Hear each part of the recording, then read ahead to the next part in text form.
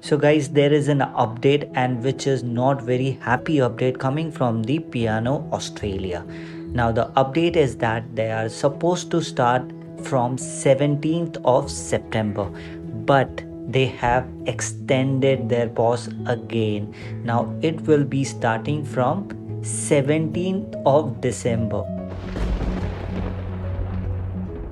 Well guys, this update is only for Piano Australia, not the Piano overall, because recently I have shared the video that in UK Piano Cruises is starting. The ship name was Britannia. So there are good news coming and there are bad news also, because I will consider this as a bad news because it was supposed to start from September, now again postponed it till December.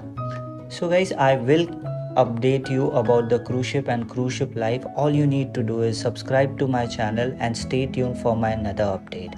So bye from Cruising with Goldy.